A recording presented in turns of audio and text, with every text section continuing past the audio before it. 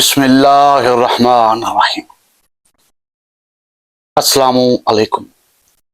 اللہم صلی علی محمد وآل محمد وعجل فرج آل محمد۔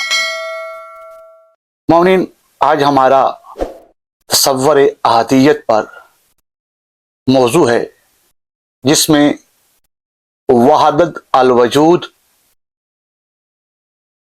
وحدت سے کثرت اور کثرت سے وحدت، اس کے متعلق بہت سی باتیں، بہت سا فلسفہ موجود ہے جو لوگوں نے اپنی اپنی طرف سے پیش کیا۔ اسی کے ذیل میں آج ہم بھی آپ کے سامنے کچھ پیش کریں گے کہ تصور احادیت جو ہے، یعنی خدا کو احد مانتے ہیں اور ایک موحد کے لیے ایسا ماننا واجب ہے۔ اپنے مالک حقیقی کو ایک ماننا ہی اسلام کا پہلا سبق ہے، جتنا اسے ایک ماننا ضروری ہے، اور اسی کا نام توحید ہے۔ اگر ہم غور و فکر کریں تو کفار مکہ کے ساتھ جو لڑائی تھی نا، وہ اس پر نہیں کہ اللہ ہے، بلکہ اس پر تھی کہ وہ ایک ہے۔ اگر آپ دیکھیں تو کفار مکہ 360 خدا مان رہے تھے، اور اگر ایک اور کا اضافہ ہو جاتا تو ان کو اس کی کوئی پرابلم نہیں تھی، کوئی تکلیف نہیں تھی۔ لیکن مسئلہ یہ نہیں تھا، مسئلہ ایک خدا کا تھا، یکتا کا تھا، آحد کا تھا، واحد کا تھا۔ اگر وہ اس کو مان لیتے تو اپنے وہ 360 جو تھے ان کو ختم کرنا پڑتا، ان کو مٹانا پڑتا۔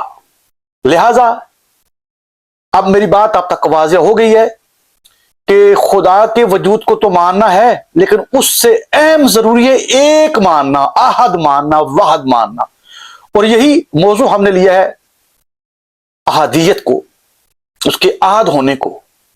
اس پر آج ہم آپ کے سامنے کچھ معلومات شیئر کریں گے، اور ہمیں اس بات کو یاد رکھنا چاہیے کہ وہ مالک مطلق ایک ہے، مگر باحساب عدد ایک نہیں، کیونکہ ہم جانتے ہیں کہ گنتی کی ایک اکائی ہے اور 0 یا 0 سے شروع ہوتی ہے، اور 0 سے یا 1 کے عدد تک جو فاصلہ ہے یہ ایک لامتناہی درجات پر مبنی ہے، اور ان کے مابین اربوں درجات یا پوائنٹس قائم کیے جا سکتے ہیں۔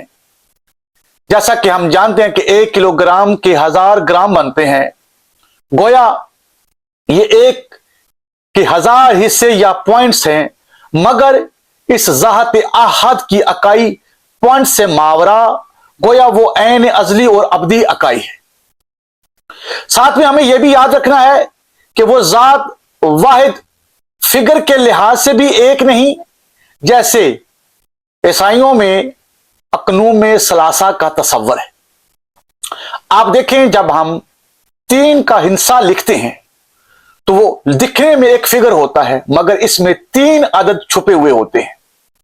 یقیناً گنتی کا عدد جب آپ 1 2 3 3 لکھتے ہیں نا تو دکھنے میں وہ ایک ہی عدد نظر آ رہا ہے، لیکن اس کے باطن میں بہت سی 3 مرکب ہیں، یعنی 3 دفعہ 1 آیا ہے، اور جب 1 کو جمع کیا تو وہ 3 بنا۔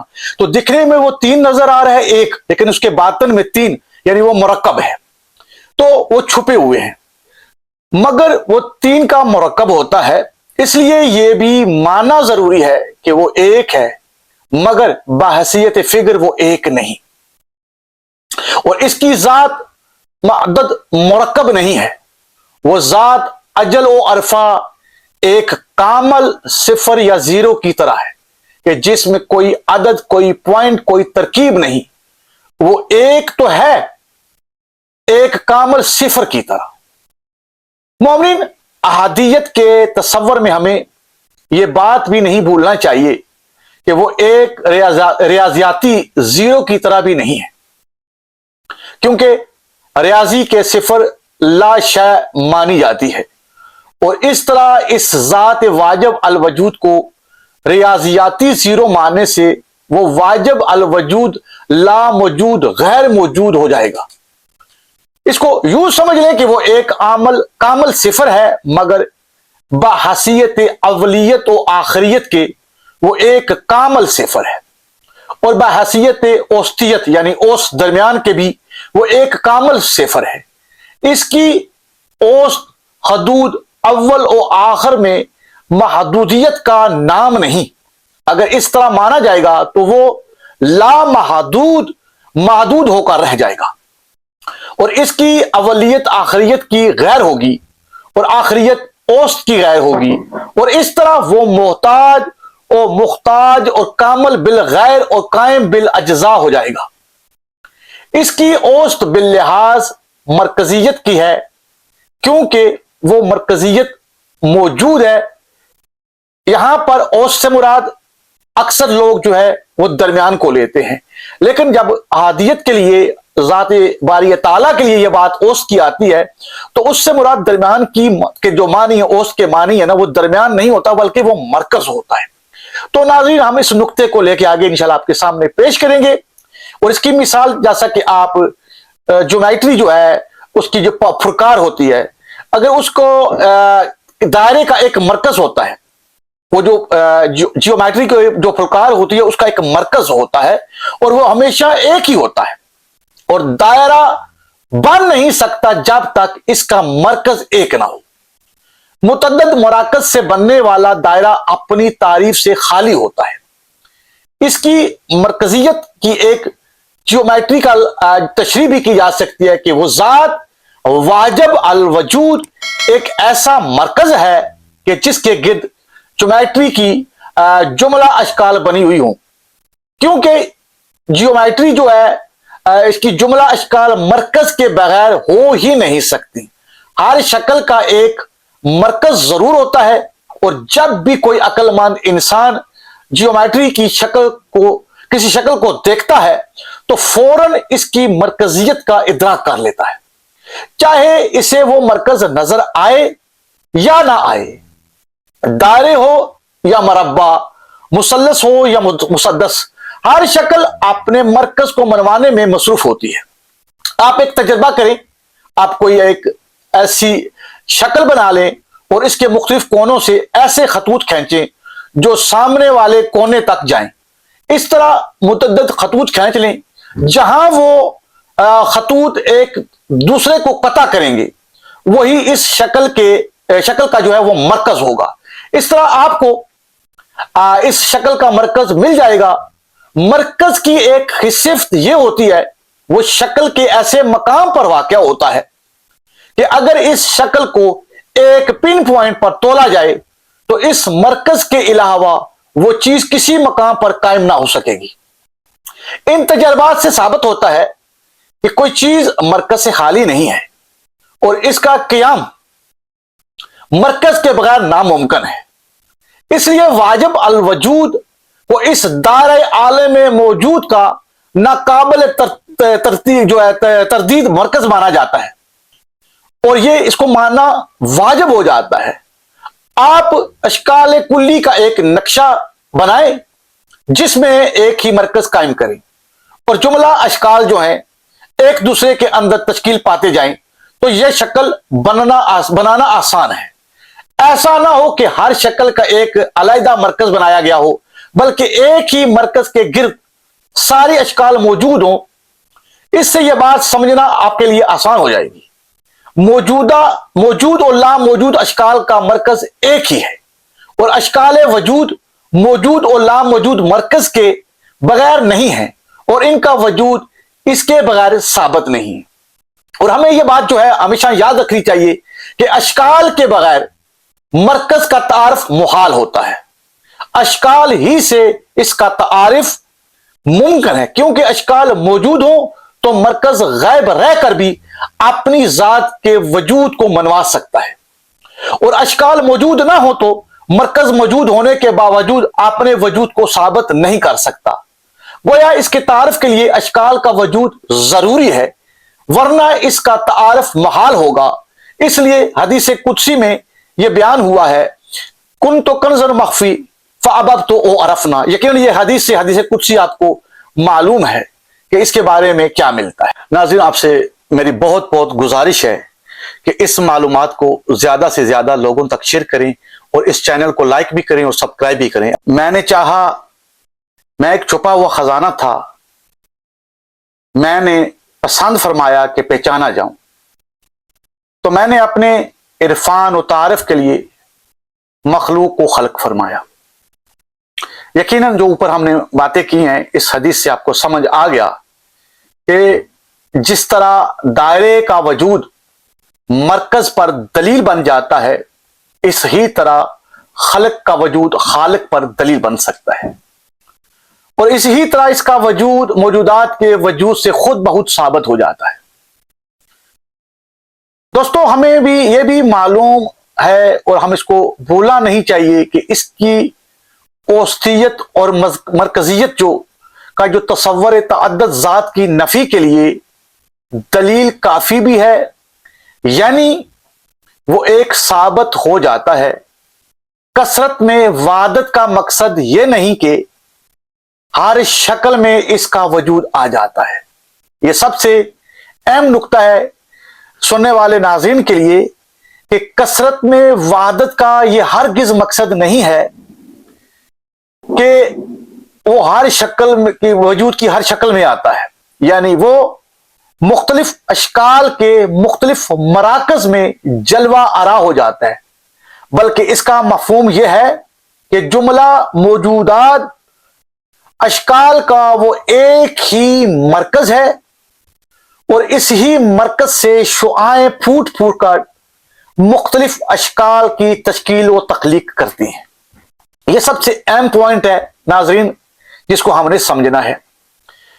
مقام اوسطیت کو سمجھنے کے لیے ہمیں یہ بھی نہیں بھولنا چاہیے کہ ریاضیاتی نقطہ نظر سے دیکھیں تو حقیقت سامنے آتی ہے کہ جملہ اعداد میں ایک کا وجود ناگزیر ہوتا ہے. یعنی اگر آپ 1 سے 9 تک اور اس سے اوپر جتنا بھی چلے جائیں، ان میں سے ہر عدد میں ایک کا عدد ضرور موجود ہوگا. مثال کے طور پر جب ہم ریاضی کے ہندسوں کو 1 2 کو جب 2 لیتے ہیں تو یہ جو 2 ہے نا، 2 کے عدد میں بھی ایک موجود ہے.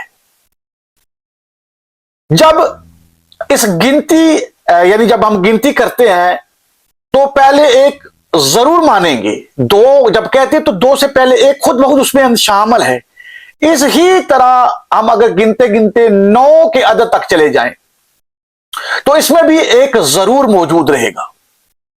آپ تجربہ کریں، آپ کے پاس 9 عدد قلم اگر موجود ہیں یا کوئی اس طرح کی کوئی مثال لے لیں، میں نے قلم کی لی یا کتابوں کی لی یا وہ انگوٹھیوں کی لے لیں، کسی چیز کی بھی لے لیں، آپ کے پاس 9 ہیں، وہ آپ کسی کو دینا چاہتے ہیں تو جب وہ گن کر دیں گے تو پہلے ایک ضرور کہیں گے. یعنی ایک کا لفظ ایک ایسا لفظ اور عدد ہے جس کا وجود ہر ہندسے اور ہر عدد میں ہم وقت موجود رہتا ہے، لیکن ایک کے وجود میں کوئی دیگر عدد موجود نہیں ہوتا، وہ ایک ہی ہوتا ہے.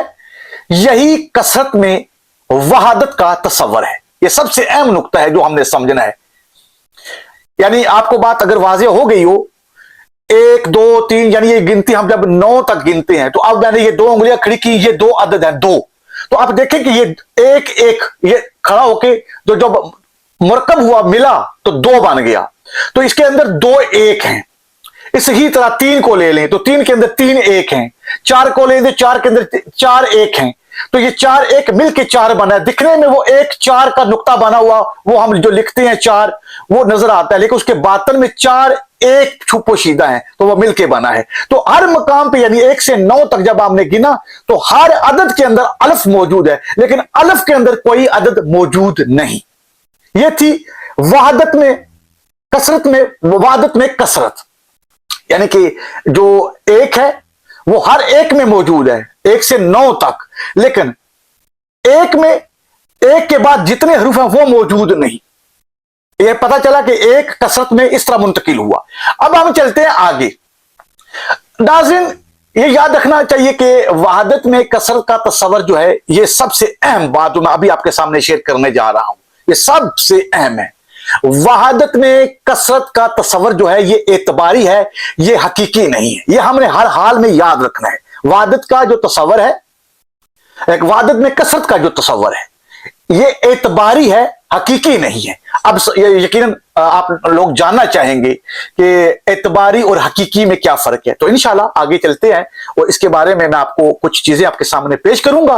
ये हमने याद रखना है कि वहादत से कसरत जो है, ये मैंने उसकी मिसालें ऊपर गिनती की दी। उसके बाद मैंने आपको साबित किया कि एक के बाद जितने भी अदद हैं, 2 3 4 5 9 तक, हर अदद के अंदर एक मौजूद है, लेकिन एक के अंदर यह अदद मौजूद नहीं है, 2 भी नहीं है, 3 भी नहीं है। तो कसरत यानी वहादत से कसरत इस तरह हुई है। अब मैंने आपके सामने ये कानून जो पेश किया वो है वहादत में कसरत का जो तस्वर है ये इतबारी है, हकीकी नहीं है। तो अब मैं आपको इसको एक मिसाल देता हूं ताकि आपको समझने में एतबारी की समझ आ जाए कि वहादत में कसरत का जो तस्वर है ये एतबारी क्या होता है। तो अब फर्ज करें कि आपने किसी अपने घर में जो है दावत, किसी को दावत दी। अब उस दावत में बहुत से अशखास जो है वो शामिल, आपके खानदान के, आपके अजीजो अकारिब, आपकी फैमिली वाले बहुत से अफराद मौजूद हैं। तो वहां जो है उस महफिल के अंदर जो जिस शख्स के घर में ये महफिल हो रही होती है उसका बेटा जो है वो उस महफिल से नाराज होकर निकलता है। अब ये पॉइंट आपने नोट करना है, बेटा उस महफिल से, जिस घर के अंदर ये महफिल है, उस घर का जो बेटा है वो वहां से नाराज होकर उस महफिल में से निकल रहा होता है। तो बाप कहता है कि बेटा रुको ना जाओ। उसके बाद बाप के बाद उस शख्स का भाई कहता है, बाप ने बेटा कहा, भाई ने अपने भाई को भाई कहा कि भाई आप ना जाएं। उसके बाद चचा और ताया उन्होंने कहा कि बेटा ना जाना। अब इस ही तरह खाला, फुफो, मामू, दोस्त, इन सब ने, यानी ये 7 रिश्ते हैं। अगर आप गौर करें ना, ये 7 रिश्ते हैं। मैं जो आपके सामने इस महफिल में अब आपके सामने कसरत में वहादत एतबारी को जो दलील पेश कर रहा हूं वो आपने समझनी है। पहला क्या था? बाप, फिर क्या है? भाई, फिर है बेटा, फिर है बीवी, फिर है चचा, फिर है दोस्त, यानी मामू कह ले, खाला कह ले, चाचा कह ले, ये 7 हैं और सब ने एक ही जुमला बोला है। ये याद रखना, रिश्ते सारे के सारे अलग अलग हैं। बाप है, भाई है, बेटे हैं, बीवी है, चचा है, मामू है, दोस्त हैं, लेकिन सब ने ये जो पुकार रहे हैं ना, अब इसको देखना है। बाप ने कहा बेटा मत जाना, भाई ने भाई से कहा भाई मत जाना, और बेटों ने बाप से कहा बाबा मत जाना, बीवी ने शोर से कहा कि सरताज मत जाना, चाचा ने भतीजे से कहा भतीजे मत जाना, मामू ने कहा भांजे मत जाना, और दोस्तों ने कहा कि यार मत जाना। अब यकीनन ये आपको पता चल रहा है कि शख्स एक ही है। अल्लाह अकबर, शख्स एक ही है। अब वो अलग अलग शख्सियत ये जो पुकार रहे हैं ना, बाप ने बेटा जो कहा कि ये इस शख्स के अलावा कोई चीज नहीं, वो एक ही है। भाई ने भाई को पुकारा तो वो फर्द एक ही है, कोई और नहीं। इसी तरह बेटों ने बाप कह के पुकारा। तो ये सारे अंदाज है पुकारने के, ये है एतबारी, यानी वो हकीकी नहीं है। वो कसरत में ये सब ने अलग अलग पुकारा है, बहुत ज्यादा तवील हो गया है। कोई बेटा कह रहा है, कोई भाई कह रहा है, कोई सरताज कह रहा है, कोई भतीजा कह रहा है, कोई यार कह रहा है। ये कसरत हो गई है, वहादत बंदा एक ही है, और इसको पुकारने में जो अल्फाज इस्तेमाल हो रहे हैं ये बहुत ज्यादा हो रहे हैं, लेकिन वो वाहिद एक ही है। तो ये हकीकी नहीं है, ये कसरत में जो है ये एतबारी है। वादत, कसरत में वादत एतबारी या हकीकी नहीं। अगर हम इसको हकीकी मानेंगे तो ये जो पुकारने वाले हैं, जिसने बेटा कहा तो बेटा अलग हो जाएगा उस महफिल के अंदर, भाई अलग हो जाएगा, और बेटों का बाप अलग हो जाएगा, बीवी का शोहर अलग नहीं। तो ये 8 अलग अलग बंदे नहीं, एक ही बंदे को पुकारने के लिए ये अल्फाज इस्तेमाल हो रहे हैं। तो ये कसरत वादत में कसरत है और ये एतबारी है, ये हकीकी नहीं। अगर हकीकी मानेंगे तो फिर ये जो 7 लोग पुकार रहे हैं ना, तो फिर 7 अलग बंदों को पुकारे, एक को नहीं पुकार रहे। तो ये हकीकी नहीं। ये थी मिसाल, दलील जो मैंने आपके सामने पेश की। नाज़रीन, ये आपके लिए समझने में बहुत आपको आसानी देगी। यकीनन मुझे उम्मीद है कि आप इस बात को समझ चुके होंगे। इस ही तरह अगर हर फर्द अपने करीबी रिश्तेदार और तल्लक के हवाले से मुखातब करता है तो यकीनन आप खुद सोचें, ये रिश्तों का तअद्दुद जो है इसकी वहादत जात की मुनाफी हो सकता है। تو حقیقت یہ ہے کہ یہ کثرت القاب اس کے مختلف وجودوں پر دلیل نہیں بلکہ اس کے مختلف زاویہ ہے ذات کی دلیل ہے، جو اس کی وحدت کے منافی نہیں ہے، کیونکہ اس کی ذات میں یہ کثرت حقیقی نہیں بلکہ اعتباری ہے۔ اور اسی لیے قرآن کے اندر ارشاد باری تعالیٰ ہے کہ آپ چاہیں اللہ کہہ کر پکارو یا رحمان کہہ کر پکارو، وہ ایک ہی بات ہے۔ یہ اعتبارات ہیں، ان کی جو حقیقت ہے وہ ایک ہی ذات ہے جو تعدد و کثرت سے عاری اور خالی و عرفہ ہے۔ اور عرفا جو ہیں اسی حقیقت کو وحدت میں کثرت سے تعبیر کیا کرتے ہیں۔ یہ بات ہم نے نوٹ کرنی ہے کہ عرفا نے جب بھی وحدت میں کثرت سے تعبیر کیا ہے تو اسی چیز کو انہوں نے تعبیر کیا ہے، یعنی پکارنے والے کے القاب و حروف و الفاظ و اصوات کی کثرت میں بھی اپنے مقام پر ایک حقیقت ہے، مگر وحدت ذات میں یہ اعتباری ہے اور ذات کی یکتائی کامل حقیقت ہے۔ اس ہی طرح تعدد مرکزیت اشکال کی حد تک حقیقت ہی ہوگا، مگر ذات کے حدود میں داخل ہو کر اعتباری ہو جائے گا، کیونکہ اصل مرکز ایک ہی ہے۔ ناظرین، اسی طرح جیومیٹری کی جو 20 مثالیں ہم دے سکتے ہیں، لیکن انہی بیان کردہ مثالوں سے بھی ایک عام طالب علم کو احادیت کے تصور میں روشناس کروایا جا سکتا ہے اگر ہم یہ محنت کریں تو۔ یعنی اگر آپ اس کثرت میں وحدت اور وحدت میں کثرت کا کیا مطلب ہے، اسے کچھ نہ کچھ ضرور سمجھایا جا سکتا ہے اور آسان ہو جائے گا اس بچے کو سمجھانے کے لیے۔ تو اب ہم یقیناً کوشش کریں گے اس احادیت کا مقام جو ہے وہ در حقیقت مقام غیب مطلق بھی ہے۔ یہ ہم نے یاد رکھنا ہے کہ احادیت کا جو مقام در حقیقت مقام غیب مطلق بھی ہے اور مقام شہود مطلق بھی ہے۔ اب اس کو ہم سمجھیں گے کہ جس طرح وہ ذات واجب الوجود ایک ہے، اس ہی طرح وہ غیب الغیوب بھی، یعنی وہ اپنے شدت ظہور کی وجہ سے غائب ہے اور کمال غیبت کی وجہ سے اظہر الظاہرین بھی ہے، یعنی اس کا اظہار باوجہ آثار ہے نہ کہ باوجہ ظہور ذات ہے۔ اسے اب پھر سابقہ طرز پر استدلال سے پیش کرتا ہوں تاکہ ہم آسان مثال سے اس کو سمجھ سکیں۔ جیسا کہ آپ دیکھ چکے ہیں کہ وہ ایک مرکز مطلق ہے اور اس حقیقت سے کوئی انکار نہیں کر سکتا کہ جو بھی مرکز ہوتا ہے، چاہے وہ دائرے کا ہو یا عالمین کا، اس کا مشاہدہ ذات حوائس خمسہ و عشرہ سے نہیں کیا جا سکتا، کیونکہ وہ حساسات کے ادراک میں آ ہی نہیں سکتا۔ مثلا آپ ایک میل کے قطر کا ایک دائرہ لگائیں، یعنی ایک میل جو ہے اس کا قطر بنائیں اور دائرہ لگائیں، اور جب اس کا مرکز بنے گا تو وہ بہت بڑا ہوگا۔ یقیناً ایک میل کا آپ دائرہ لگا کے مرکز بنا رہے ہیں تو ایک بہت بڑا ہوگا۔ جب آپ اس کا مشاہدہ کریں گے تو پتہ چلے گا کہ وہ مرکز نہیں، ایک دائرہ ہے۔ پھر اس کو ایک دائرہ قرار دے کر اس کا مرکز بنائیں، تو جب یہ مرکز بنائیں گے تو پھر وہ چھوٹا سا ہوگا، مگر جب آپ خوردبین سے دیکھیں گے تو معلوم ہوگا کہ وہ بھی مرکز نہیں، ایک دائرہ ہے۔ آخر میں ایک پن کے برابر ایک مرکز بنائیں، پھر اسے مائکروسکوپ سے مشاہدہ کریں۔ جب آپ اس کو مشاہدہ کریں گے تو وہ بھی ایک دائرہ ہی نظر آئے گا، مرکز نہ بنے گا۔ پھر اسے بڑا کر لیں، اس میں ایک مرکز بنا لیں۔ اس ہی طرح خوردبین کو دوبارہ سے بڑا کرتے جائیں اور مرکز لگاتے جائیں۔ اس طرح مرکز سمٹتا چلا جائے گا اور سمٹتے سمٹتے اتنا سمٹے گا کہ محیط میں گم ہو جائے گا، یعنی وہ سمٹنے کے عمل میں در حقیقت پھیل رہا ہے۔ ہم یہ سمجھ رہے ہیں کہ وہ سمٹ رہا ہے، وہ سمٹ نہیں رہا، وہ پھیل رہا ہے۔ وہ پھیل کر وہ سارے محیط میں گم ہو گیا۔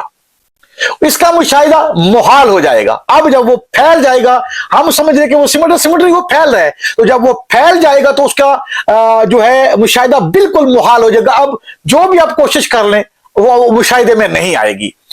عقل اور علم کا جو ہے تقاضا ہوگا کہ مرکز موجود ہے اور مدرکات جو سر پیٹ کر وہ اس کے مشاہدے میں وہ سر پیٹ رہے ہیں کیونکہ اس کے مشاہدے میں نہیں آتا، کیونکہ وہ اتنا پھیل چکا ہے اب، اور وہ محیط میں گم ہو گیا ہے پھیلنے کی وجہ سے۔ اب یہی شان ہے کہ وہ اتنا سمٹا ہوا ہو کہ محیط میں کلی طور پر غائب ہو جائے، اور محیط ہو جائے، اور محیط میں کلی طور پر غائب رہ کر بھی اپنا وجود منوائے، اور وہ اپنی ذات کے ہونے کو تسلیم کروائے۔ تو اسی طرح جو آیت ہے انہو بکل شیء محیط، یقیناً قرآن کی اس آیت کے بارے میں آپ جانتے ہیں، تو اس کا ایک مقصد یہ بھی ہے کہ وہ وہی موجودات سے محیط ہے، یعنی دیکھنے والے اسے مرکز میں دیکھتے ہیں، یہ بات بڑی قابل غور ہے، دیکھنے والے اسے مرکز میں دیکھتے ہیں اور پانے والے اسے محیط میں پاتے ہیں۔ وہ موثر اپنے آثار کے حجابات میں محجوب ہو جاتا ہے، اور اس کی رؤیت اور مشاہدے کا واحد ذریعہ اس کے مظاہر اور آثار ہوتے ہیں۔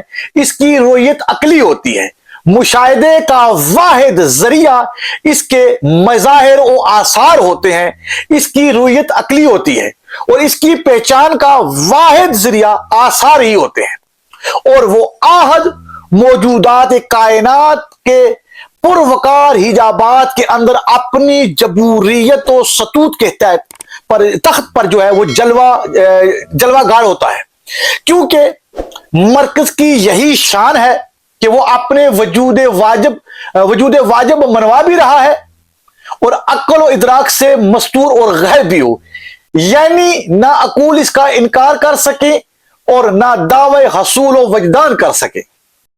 مومنین، ہمیں یہ بھی نہیں بھولنا چاہیے کہ اللہ احد ہے، اور اس کی احادیت اس کی اولیت پر دلیل ہے، اور وہ اول ہے تو بلحاظ ذات اول، اور وہ آخر ہے تو بلحاظ ذات آخر ہے، اور وہ ظاہر ہے تو بوجہ آثار ظاہر ہے، اور وہ باطن ہے تو بوجہ کوتاہی عقول و مدرکات مخفی ہے، کیونکہ ہمارے نقص حواس کی وجہ سے وہ غائب ہے۔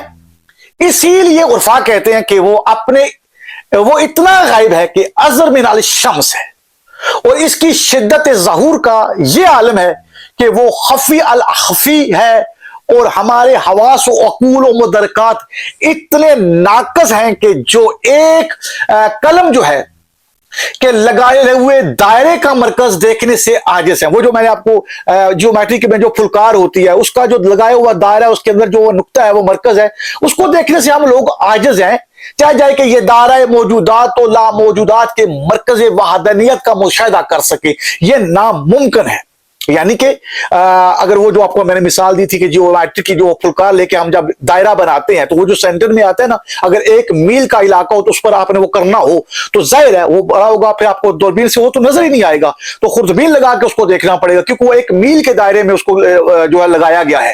تو اب جب خوردبین سے دیکھیں گے تو وہ پھر ہم کو ایک دائرہ نظر آئے گا، اسی طرح جو بڑا دائرہ نظر آ رہا ہے، پھر اس کے بیچ میں ایک نقطہ لگائیں، پھر اس کو خوردبین سے دیکھیں تو وہ بڑھتا جائے گا، تو وہ پھیل رہا ہے۔ تو اسی طرح آخر میں انتہا میں وہ غائب ہو جائے گا، وہ محیط میں ہو جائے گا۔ خیر، یہ مثال میں نے آپ کو پہلے دی ہے۔ اب آگے چلتے ہیں تو پتہ چلا کہ موجودات ہست موجودات کے محیط میں پھیلا ہوا ہے یا موجود بھی ہے۔ تو اب یہاں پر اسی جو ہے جو بات جو دیے جا سکتے ہیں، یہ جو اکثر لوگ سوال کرتے ہیں تو ان کے یہ جوابات ہیں کہ ان میں سے ایک جواب یہ ہے کہ اس دنیا میں آج جو زندہ مذاہب موجود ہیں، ان تمام میں خصوصاً اسلام میں مقصد حیات ایک ہی ہے، قرب الہی اور رضوان الہی، یعنی جملہ مذاہب کے اعمال خیر اور عمل صالح کا بنیادی مقصد جو ہے وہ تقرب معبود ہی ہے، اور اسی کو خلوص فی العبادات جو ہے کہتے ہیں۔ اس کے علاوہ وہ اعمال کی جو ہے نیت میں دیگر کوئی چیز شامل ہو جائے تو یقیناً اس سے اعمال فاسد ہو جاتے ہیں، اور نیکی کا جو مقصد حقیقی ہے وہ فوت ہو جائے گا۔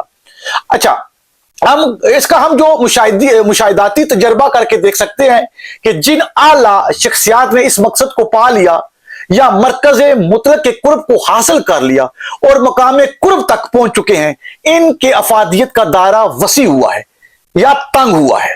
اگر ان کی افادیت اور فیوز و برکات کا دائرہ وسیع سے وسیع تر ہو کر کائنات پر تو جن اعلیٰ شخصیات نے اس مقصد کو پا لیا ہے या मरकज मुतलक के कुर्ब को हासिल कर लिया है और मकाम कुर्ब तक पहुंच चुके हैं, इनकी अफादियत का जो दायरा है वो वसी से वसी तक होता जाता है।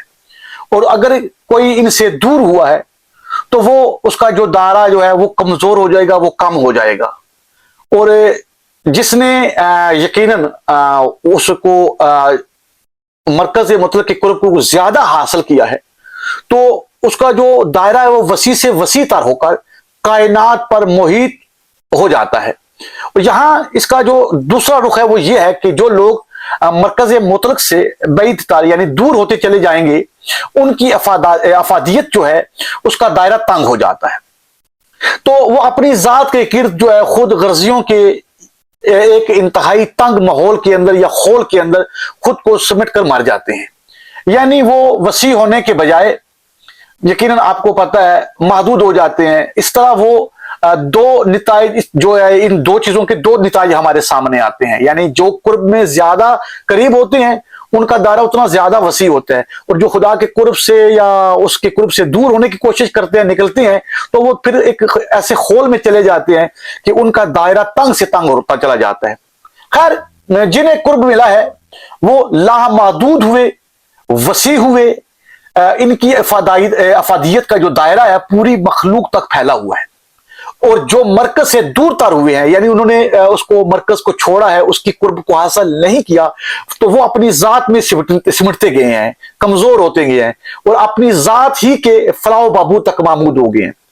और अगर मरकज मुतलक मोहित के हर पॉइंट में फैला हुआ ना होता, यानी जो ये लोग देखा आपने, वो जो दायरे वाली मैंने मिसाल आपके सामने पेश किया है, तो इसके मुकर्रबीन जो हैं वो सिमटते ना कि वसी होते।